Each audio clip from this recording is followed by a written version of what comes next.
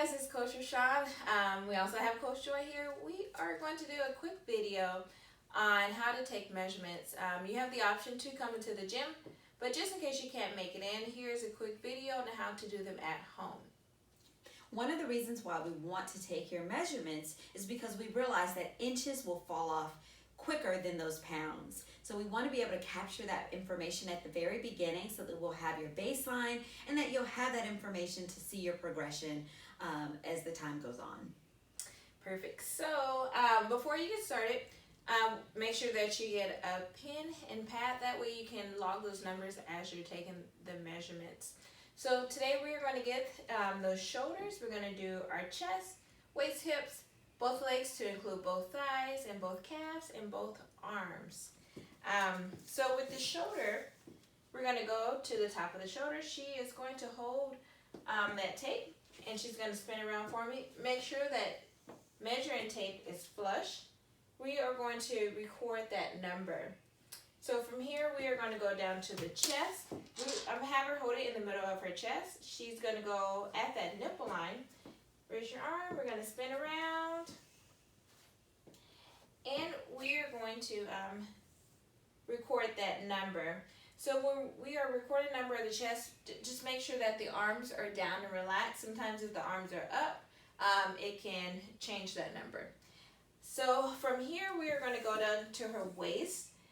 She's going to place the tape on her belly button, and we are going to spin around, still making sure that tape is flush. And we are going to record that number. So from here, we are going to go down to the hips. We're going to go to the biggest part of that hip to include that glute. She's going to spin around, and we're going to get that number. So from here, we're going to go down to the legs.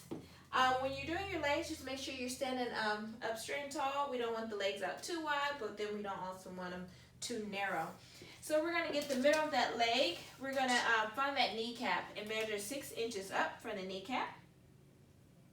So we're going to get that marker there.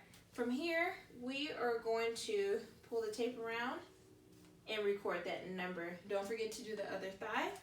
And with the calf, we just want to go around the biggest part of the calf and record the number. Just don't forget to get the other calf. So lastly, we are going to do our arms. We want to go around the biggest part of that bicep. So here's an easy way to find that, just without looking. We're going to place that tape at the top of the shoulder. The bottom part of the tape is going to be at that elbow. We're going to find that middle number, and from here, we're going to mark it. And I'm going to pull the tape around and record that number. Don't forget to get the other arm.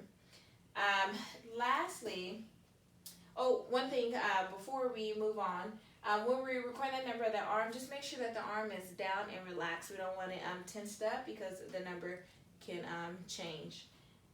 So lastly, just make sure you record those numbers, upload them to the HSN app, and then also take photographs. Sometimes we can see the numbers dropping off with the inches and the pounds, but it's also good to see it in those photographs.